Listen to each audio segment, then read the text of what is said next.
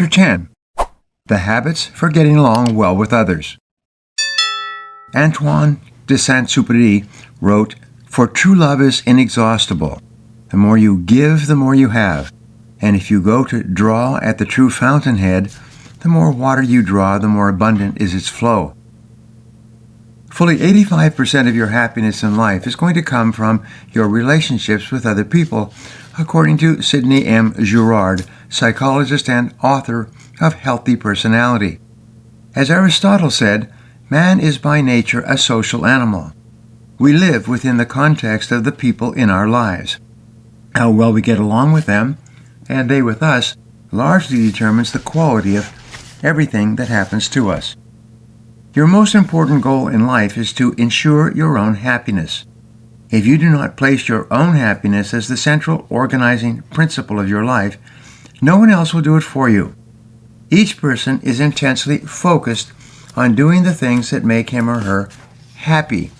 As much as we care about the happiness of others in a natural, instinctive way, our happiness always seems to take precedence over the happiness of anyone else. You can only give away something you already have. Often, unhappy people say they are sacrificing their own happiness so they can make others happy. But the rule is, you cannot give away what you don't have. You cannot make other people happy if you are unhappy yourself. If you want happy children, be a happy parent. If you want happy employees and co-workers, be a happy boss and colleague. If you want happy customers, be a happy salesperson. If you want to improve anyone else's quality of life, begin by improving the quality of your own inner life. Make others feel important. One of the many tales of the Arabian Nights tells the story of a treasure cave that could only be opened if the person said the magic words, "Open Sesame." At that sound, the vast wall would move aside, and unlimited treasures would be revealed, available to the person who had uttered the magic words. In putting people first, the open sesame of human relationships is to make others feel important. Making others feel important satisfies the deepest subconscious cravings of human nature. Everything you do or fail to do can be judged against this standard. Does it make people feel more important or less important? Sometimes I ask my audiences, what percentage of the time are people emotional, and what percentage of the time are people logical? They respond with various answers and proportions, but the true answer is that people are 100% emotional. People decide emotionally and then justify it logically. But emotion comes first. When it comes to your emotions, the rule is once more, everything counts. Everything that happens in your life affects you emotionally in some way. Everything that affects you makes you happy or sad, motivated or unmotivated, loving or angry, fearful or confident. Nothing is neutral. Fearless and spontaneous. In Chapter 2, we talked about the fact that infants come into the world with no fears at all. They are completely unafraid and spontaneous. Almost every fear that a person has as an adult has been taught to them as a child, primarily as the result of destructive criticism, physical punishment, or the withholding of love. Very early in life, we begin to develop the fears of failure and criticism. These negative habit patterns then become the root causes of all our other fears, doubts, and misgivings. Our parents start the core fears that affect us throughout our lives, those of failure, loss, ridicule, embarrassment, ill health, and death. When they use a combination of destructive criticism and disapproval to manipulate and control our behaviors, we interpret this treatment as the withdrawal of love. Because this loss of love is so traumatic for us as children, we lose our fearlessness and spontaneity and instead conform to what we think they want us to do so we will be safe. The worst feeling of all is, I'm not good enough. Because our minds and emotions are largely unformed as young children, we are easily susceptible to the negative influences of the important people in our lives. When our parents punish us, criticize us or say negative things to us or about us, we accept their statements as valid assessments of who we really are. We have no ability to discriminate, question, or reject their words and their treatment of us. We are defenseless as young human beings. As adults, we continue to have doubts, fears, and misgivings that are rooted in early childhood. No matter how much we accomplish later in life, we are subject to those negative habit patterns that were programmed into us when we were young. Almost any negative experience can trigger the old emotions, like habits that have slipped into our subconscious mind, never really disappearing. Become a relationship expert. On the other hand, because we are primarily emotional, we are positively affected by people who say and do things that make us feel important and valuable. Everything a person does or says that raises our self-esteem causes us to like and respect ourselves more. As a result, we feel positive toward the person who is making us feel better about ourselves. Your job is to become a relationship expert by developing the habits of speaking and acting that make people feel important and valuable. When you develop the habit of doing and saying things that cause people to feel good about themselves, their lives, their work, and their families, all kinds of doors will open for you. You will be welcomed everywhere you go. People will like and respect you and want to be around you. They will want to hire you, promote you, work for you, and buy from you. They will accept your influence and leadership and give you power in your work and community. The good news is that everything you do or say that causes another person to feel better in any way also causes you to feel better in the same degree. When you motivate, encourage, or inspire someone else, you feel motivated, encouraged, and inspired yourself. Everything you do to raise the self-esteem of others raises your self-esteem as well. As it happens, the reverse is also true. Everything you do or say that hurts another person, makes them feel less important, or lowers their self-esteem, has the same effect on you. This is why most negative people always seem angry and unhappy. They suffer from low self-esteem. They have negative self-images. They are frustrated and difficult to get along with. They are ineffective in their human relations and usually perform poorly at work. Everything they do or say that hurts another person in any way also hurts themselves. Practice the golden rule. The starting point of becoming a relationship expert is to develop the habit of practicing the golden rule in everything you do with everyone you meet. The golden rule, which is the one principle most religions have in common, says, "Do unto others as you would have them do unto you." In Buddhism, it says, "Hurt not others with that which pains yourself." This principle is so simple yet so powerful that if everyone were to apply it, the world would transform overnight. German philosopher Immanuel Kant once propounded what he called the universal maxim. He said, "Live your life as though your every act were to become a universal law for all people." In other words, imagine that everyone would do and say the very things that you are doing or saying at this moment. Would that be a good thing or a bad thing? When you set this kind of standard for yourself, you begin to transform your life. You immediately become a better person. 4 great questions. There are 4 great questions you can ask and answer on a regular basis to keep yourself growing and developing on the path of becoming an excellent person. Here they are. Number 1, what kind of world would this world be if everybody in it were just like me? The failure to ask this question and the inability to answer, "This world would be a better place," is the cause of most of our problems in the world today. Question number 2, what kind of a country would my country be if everyone in it were just like me? If everyone could answer that this country would be a better place to live if others lived as they did, we could quickly eliminate crime, alcoholism, drug addiction, welfare, corruption, and all forms of behavior that can exist only if the clear majority do not engage in them. Question number 3. What kind of a company would my company be if everyone in it were just like me? If the executives at the heart of the corporate accounting scandals had asked and answered this question on a regular basis, the problems in their corporations would never have occurred. Every day you should ask this question about yourself and your work habits to see whether you like the answer. If not, what could you change immediately to begin becoming the very best person you could possibly be? Number 4, finally ask, what kind of a family would my family be if everyone in it were just like me?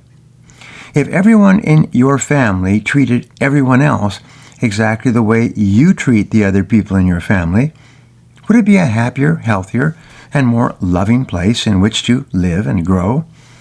When you ask this question of yourself continually, you will find yourself treating the people in your family better and better.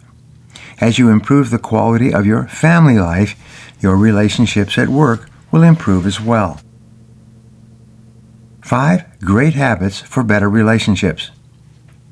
There are 5 habits that you can develop to ensure wonderful human relationships both at home and at work.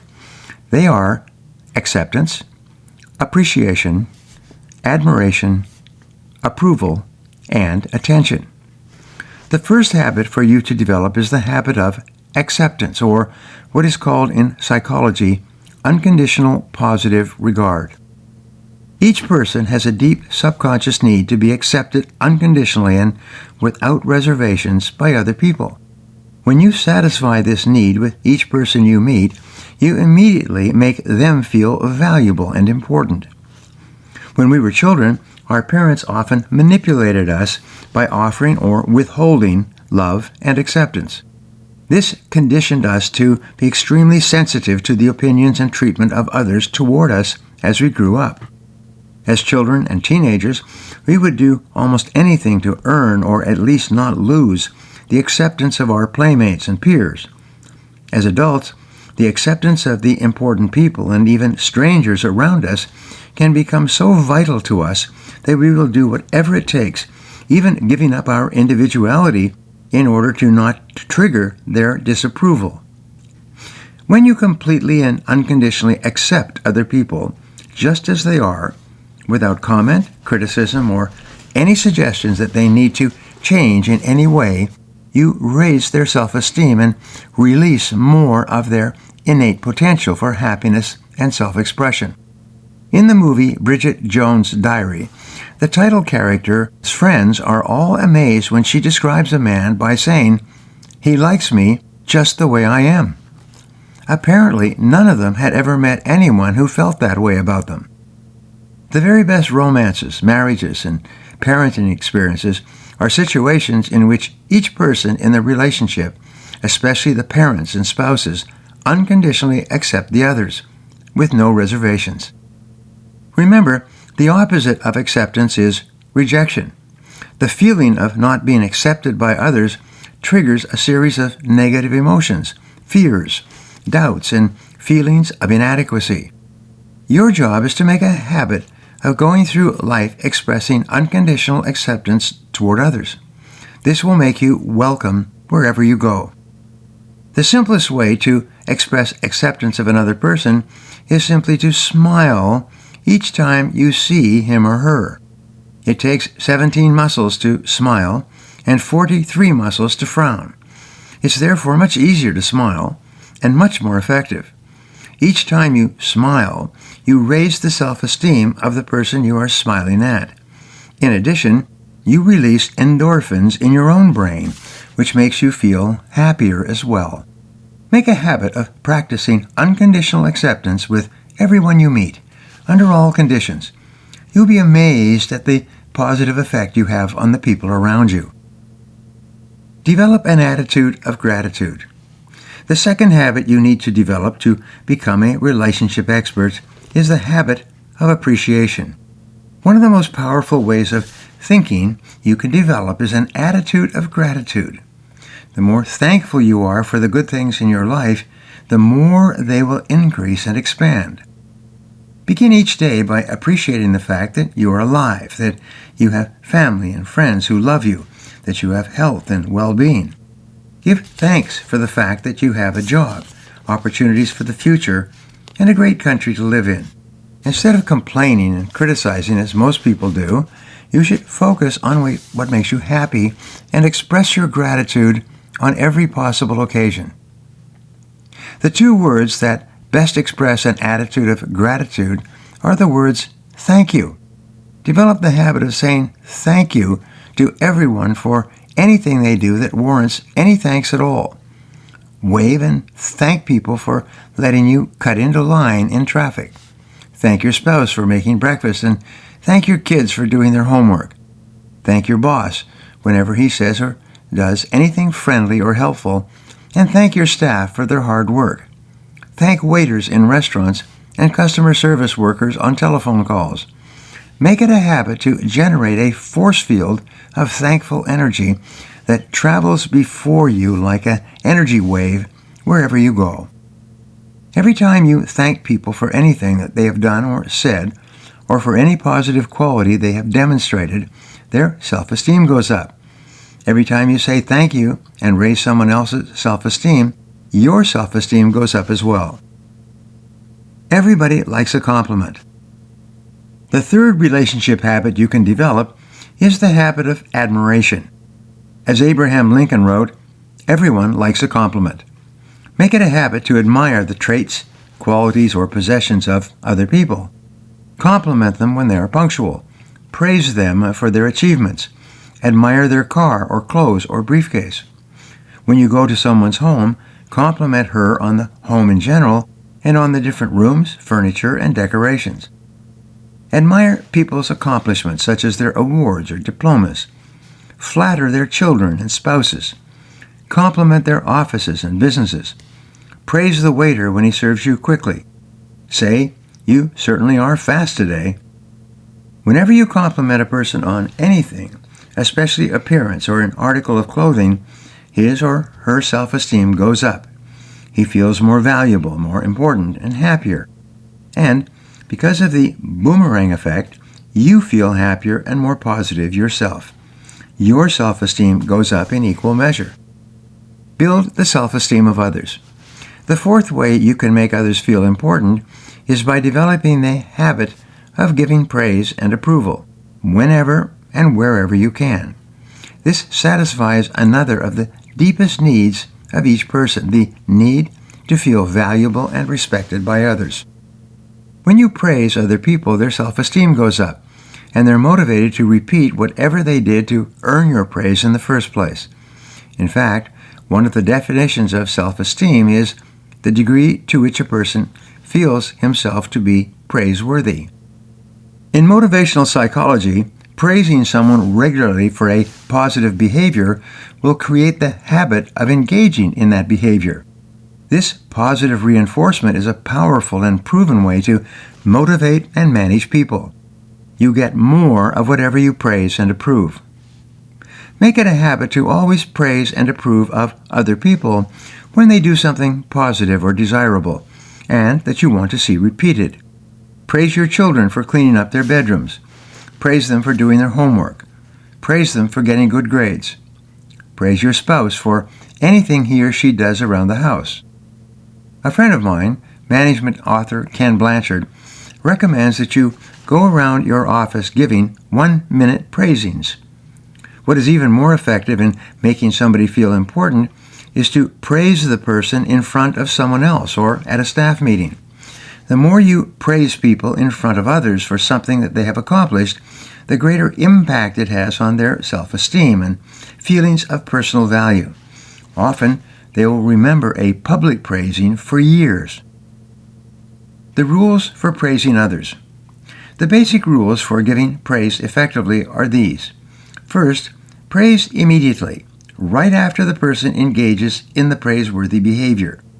The faster the praise or positive feedback, the better the person will feel and the greater effect it will have in shaping future behavior.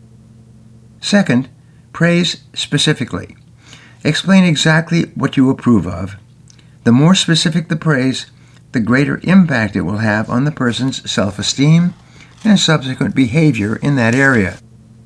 Third, praise repeatedly, each time the person does what you want. This is essential for helping a person to develop a new habit. For example, if you have an employee who comes in late, praise her when she comes in on time. Each time the usually tardy employee arrives punctually or before the designated work time, go out of your way to offer praise and thanks. At the same time, ignore her late arrivals. This sets up a carrot and stick dynamic that eventually leads to punctuality all the time. Once a person has developed a new habit as a result of regular praise and positive reinforcement, you can then move to what is called intermittent reinforcement. This means that you only need to praise the person now and then for the behavior to keep it in force, like a plate spinning.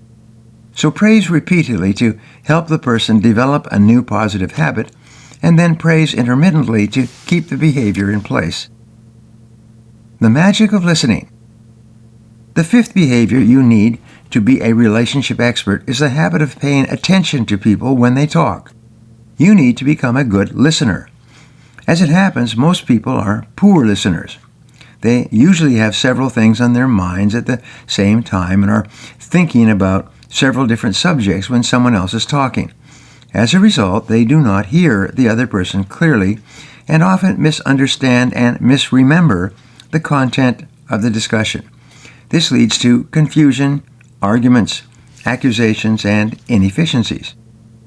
Listening is a discipline you can learn with practice. There are several steps that you can follow that will help you develop the habit of excellent listening. First, decide to develop the habit of being an excellent listener. Second, begin immediately by practicing intense listening when people talk to you. Third, never allow an exception until people begin to compliment you on what a good listener you are. 4 keys to effective listening. There are 4 keys to effective listening. You can read every book and article, listen to every audio program, and take every course on the subject, but they will all boil down to the 4 key behaviors of an excellent listener. They are: listen attentively, pause before replying, question for clarification, feed it back in your own words. Number 1, listen attentively. Focus intently on the mouth and eyes of the person who is speaking. Imagine that your eyes are sun lamps and you want to give the other person's face a tan. Some people believe that rapt attention is the highest form of flattery. Whenever people are intensely listened to, their self-esteem goes up. They feel more important and more valuable. They feel happy inside. As a result, they are more favorably disposed toward the person who is making them feel this way by listening to them so attentively. One of the ways to listen more attentively is to eliminate all distractions when a person wants to talk to you. If you're in your office, turn off your phone. Put your computer to sleep. Put down all papers. Have your secretary hold your calls. And get rid of all other distractions. If possible, move away from your desk and sit where you can face the person directly with no interruptions or anything in the way. If you're at home and a member of your family wants to talk to you, turn off the television, put down your phone, and put aside anything that could draw your attention away while the other person is speaking. Turn and face the speaker directly. Lean forward and imagine that listening to her is the most important thing you could possibly do. Eventually, listening attentively will become a habit. Number 2, pause before replying. Instead of jumping in with your own comments when the other person takes a breath, pause for 3 to 5 seconds or even longer. Allow a silence in the conversation. This habit of pausing before speaking has 3 advantages. First, you avoid interrupting the other person if he is just stopping to gather his thoughts before continuing. Second, you demonstrate clearly to the other person that what he has said is important to you and you are giving a careful consideration before replying. If you immediately jump in with comments or observations, you will make it clear you are not really listening at all, but were just waiting for a chance to talk. Third, and most important, when you pause after a person finishes speaking, you actually hear that person at a deeper level. The words, like water soaking into the earth, penetrate deeper into your mind, and you understand what was really meant with greater clarity. Number 3, question for clarification. Never assume you understand fully what the other person really means, especially if there is any chance of misunderstanding. Instead, pause and then ask, "How do you mean?" This is my favorite question for making sure I thoroughly understand exactly what the person is saying and what message he or she is trying to convey. How do you mean? Here's an important rule. The person who asks questions has control. When you ask questions in a conversation, you take control of the conversation. The person who is asking the questions controls the person who is answering them. When you ask, "How do you mean?" or "How do you mean exactly?" you get an opportunity to listen even more.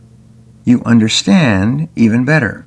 You maintain control of the conversation in a very gentle and professional way.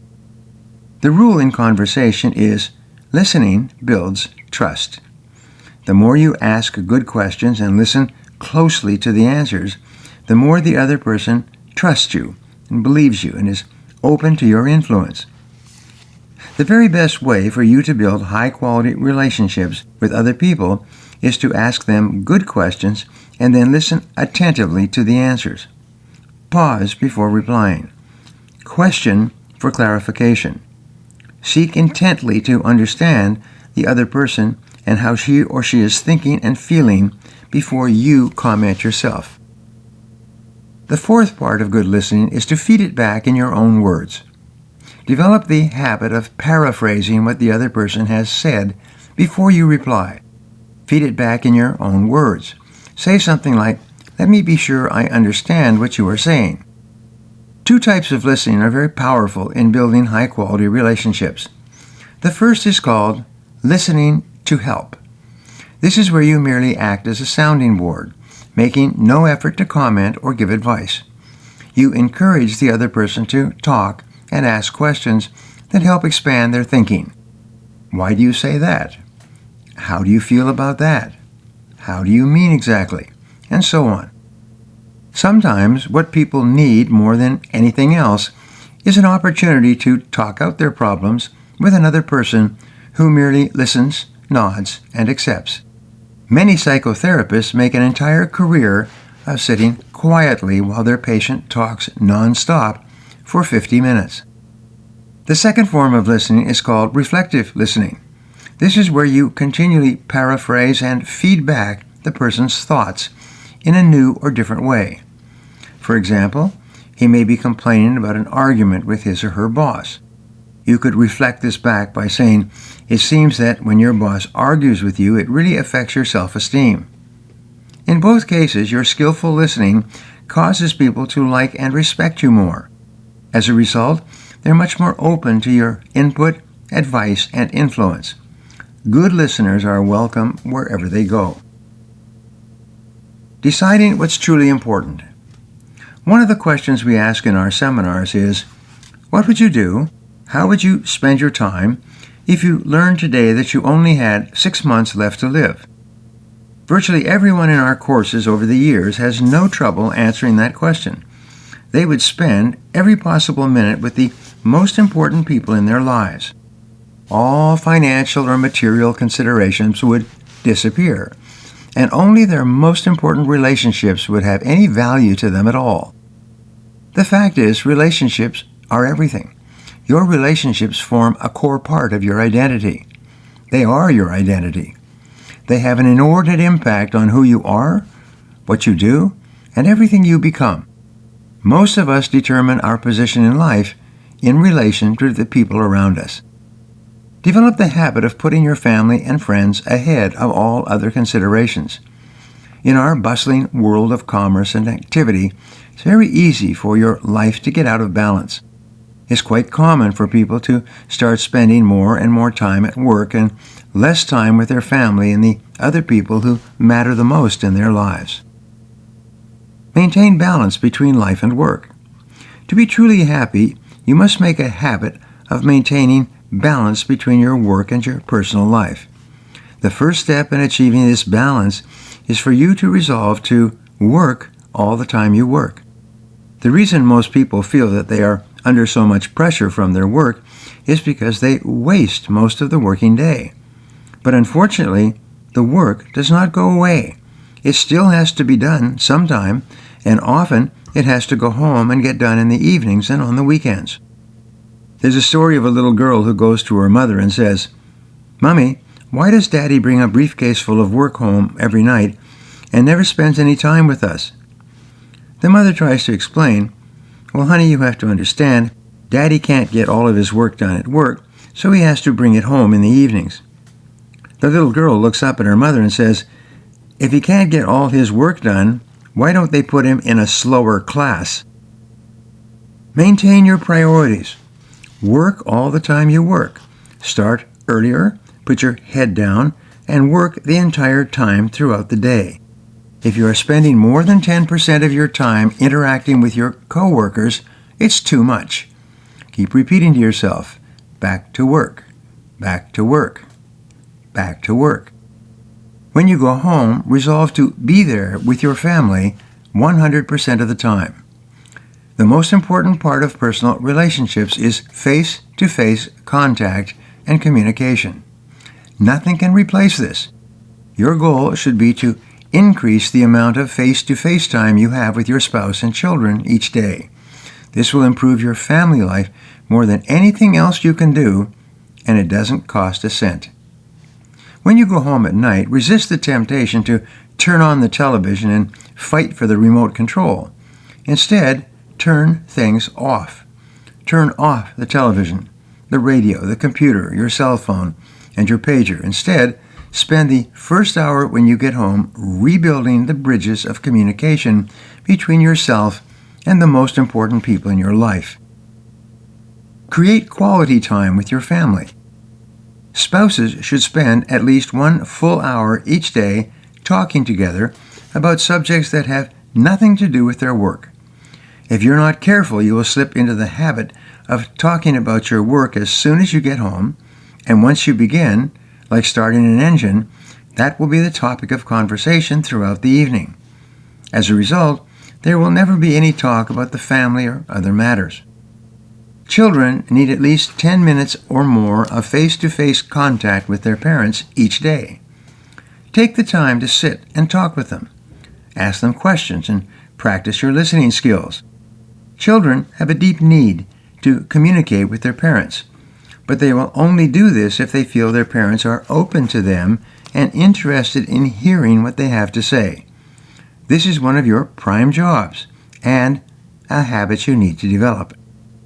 Develop the habit of making time every day for the important people in your life, preferably one-on-one or on the telephone if necessary. The biggest regret many people have at the end of their lives is that they did not spend enough time with their children when they were young, or with their spouses when they were working. Don't let this happen to you. Create chunks of quality time. You develop the habit of creating chunks of time to spend with the members of your family. The value of any relationship is determined by the amount of time you invest in that person. Building and maintaining important relationships requires unbroken chunks of time in 30, 60, and 90-minute periods, if not longer. Use your creativity and initiative to create these blocks of time. For example, my wife and I go out for dinner together at least once per week. We almost invariably go to a restaurant that is at least 30 minutes away. During the drive, we simply talk and interact. We never turn on the radio or CD player when we're driving together. When I first got married, I made a firm decision that I would never allow any music or other noise in my car when I was traveling with members of my family. This is one of the best decisions I ever made. Whenever I go somewhere with one of my children, we leave everything off. When you create a sound vacuum inside a car, the car will very quickly fill up with conversation. Without distractions, the parents almost immediately start talking about themselves, their lives, their concerns, their worries and doubts and other things. But as soon as you turn on any music in a car, all conversation stops. 3 or 4 times each year, my wife and I will drive somewhere for the weekend and select a destination at least 2 or 3 hours away. During this trip, we just simply talk and exchange ideas. These are some of the very best experiences of our lives. Try it yourself and see. A friend of mine had to drive his 16-year-old daughter to join her friends on a ski trip because she missed the bus. It was a 4-hour trip from his home to the ski resort, and there was no radio reception in the area. Instead, they just talked the entire way. He told me afterward that he learned more about what was going on in his daughter's life in that 4-hour trip than he had learned in the previous 10 years. He was absolutely astonished at the quality of the conversation that resulted when 2 people get into a car and drive with no music or radio to interfere. The experience changed their relationship completely in a very positive way. Take regular vacations. It's important that you develop the habit of taking weekends away with your spouse and vacations with your family. The key is to book the vacations in advance and pay for them on a non-refundable basis. Many people wait until very close to the date before they begin thinking about booking a vacation. At that point, it's very easy to put it off because of pressing responsibilities. Often, it's hard to find a place to go. It becomes very easy not to go at all. But if you pay for a vacation in advance, including airfares, hotels, rental cars, and everything else, you'll almost always take that vacation. Our family has been going to Hawaii every winter for 30 years. We have never missed a trip. One of the reasons for this is that the Hawaiian resorts are so popular that you have to pay for your vacation in full by April 1 if you want it confirmed for December. This prepayment serves as a wonderful discipline and ensures that we never miss a family vacation together. These family vacations have been some of the richest and most rewarding times of our lives. Treat your family members as you treat your best customers. In all your interactions with your family, make it a habit to practice good manners. Nothing will set you apart as a quality person faster than the habit of being courteous and kind in every situation. Always say please and thank you. Be patient and wait your turn in conversations. Open doors for other people when appropriate. Never criticize, complain, or condemn. Attempt to be gracious and friendly with everybody and in every interaction. Some of the very best and most respected people in our society are the men and women who make a habit of being well-mannered in everything they do. And you can develop the manners you need by regularly practicing those you most admire in other people. Forgive and let go.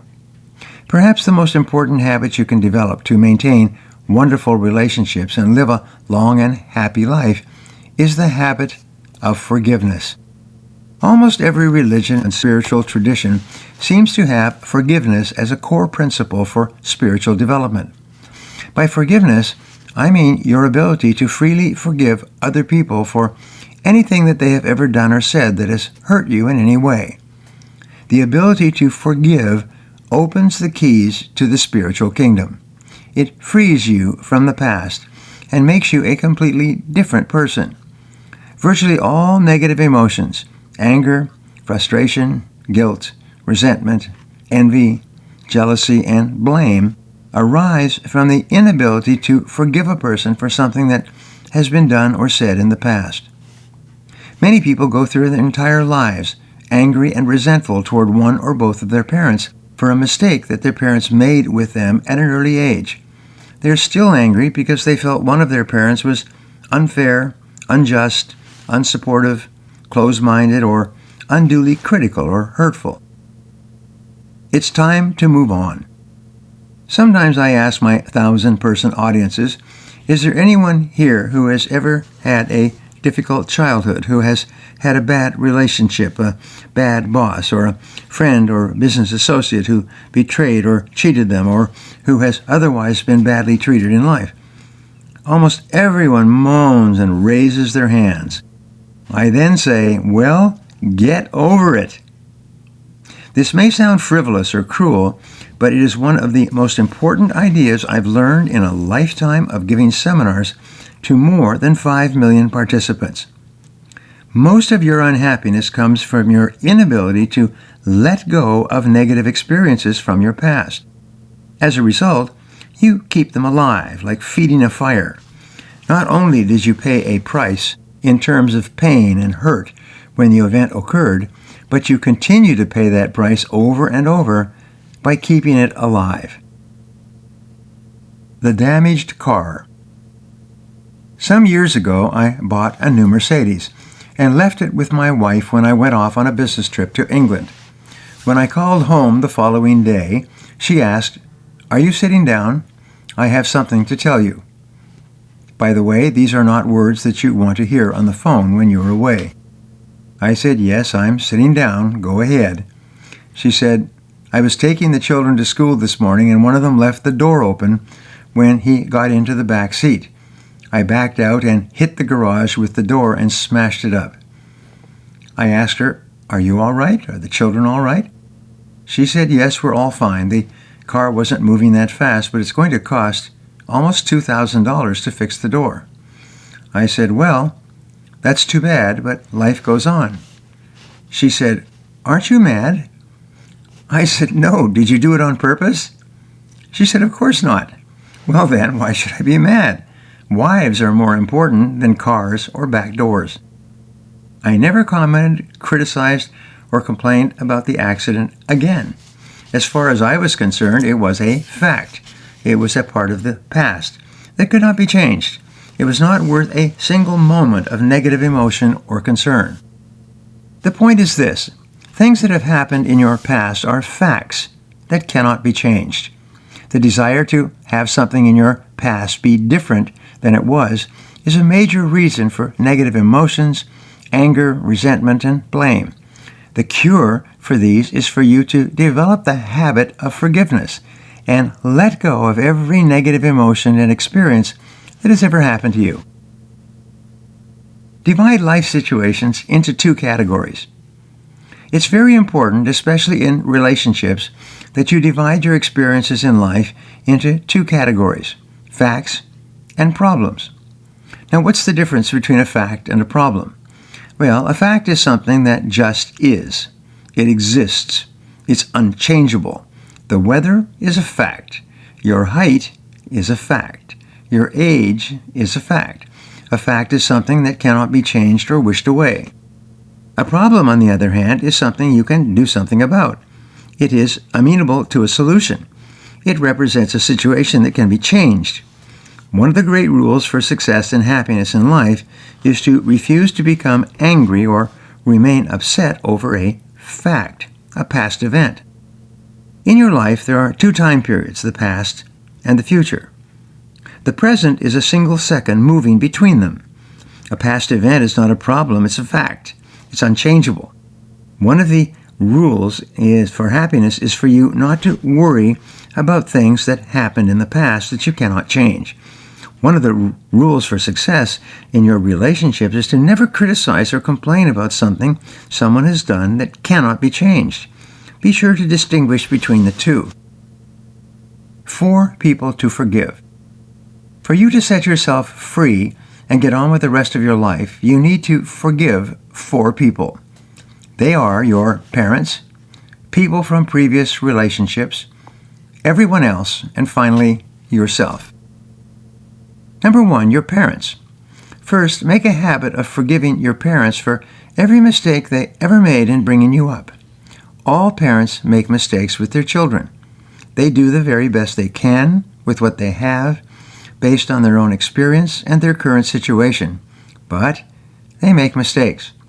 This is a fact. If your parents made mistakes with you, you can say to yourself, "I forgive them completely for everything," and then let it go. If your parents are still alive, sit down with them and discuss the events and experiences you still feel angry or resentful about. Tell them, "For a long time I was angry about this, but I have decided to forgive you unconditionally and let it go," and then never bring it up again. It is only when you can freely forgive your parents and let go of any lingering anger or resentment that you truly grow up and become an adult. Until that point, you're still a child, seeing yourself as a victim. You are still trapped in the past. Forgiveness sets you free to get on with your life. 2. Open the jail doors.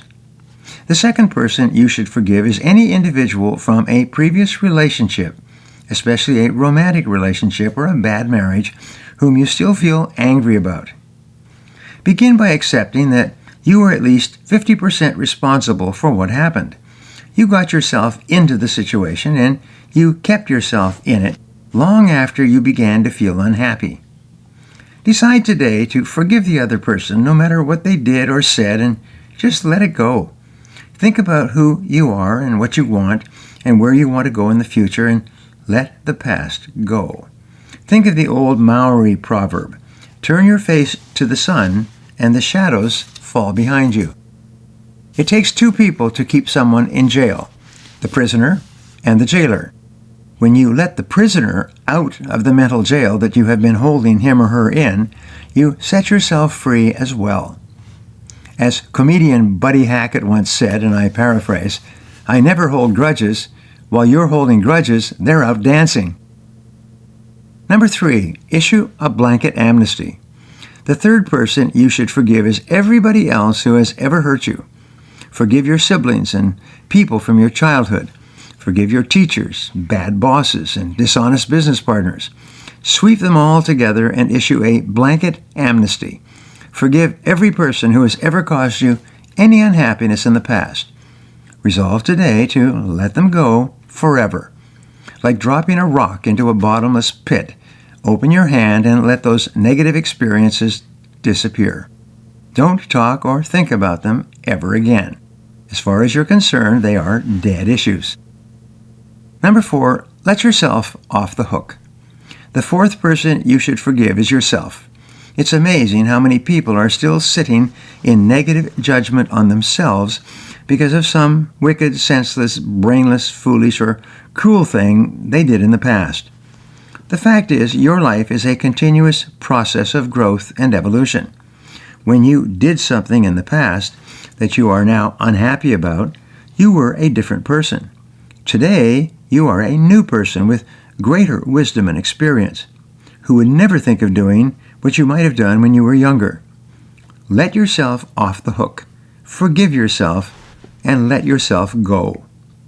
There's nothing wrong with making a mistake or hundreds of mistakes as you grow and mature. It's virtually inevitable, but it's ridiculous for you not to forgive yourself for those mistakes and get on with the rest of your life. Set everyone free. The wonderful thing about the habit of forgiveness is that it sets you free. It sets everyone you forgive free as well. Forgiveness is one of the most uplifting and liberating habits you can develop in all of human relationships. Your goal is to reach the point where you do not feel any anger or resentment toward a single person or event in your life. Whenever you think of a person who may have hurt you, you immediately cancel the thought by saying, "God bless him, I forgive him for everything."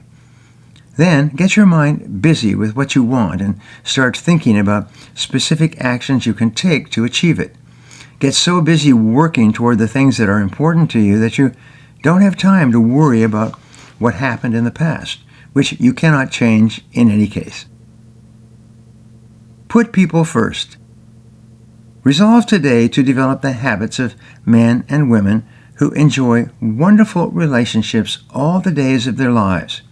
Let go of everything that has happened in the past that has hurt you in any way, and instead concentrate on making other people feel important. Make it a habit to go through life doing and saying things that raise the self-esteem of others and make them feel valuable. Every kind and generous thing you do or say will boomerang back to you and make you a happier, healthier, and more successful person. There are no limits. Now here's some action exercises for you. Make a list of the most important people in your personal and business life. Think of specific things you could do to improve your relationships with these people. Resolve today to make others feel important whenever you can. Start at home with the most valuable people in your life. Develop an attitude of gratitude for everything and everyone in your life that you are happy about for any reason. Say thank you on every occasion. Give 1-minute praisings to your family members, friends, co-workers, and other people you meet throughout the day. Develop the habit of listening better when you converse with other people. Pay close attention. Pause before replying.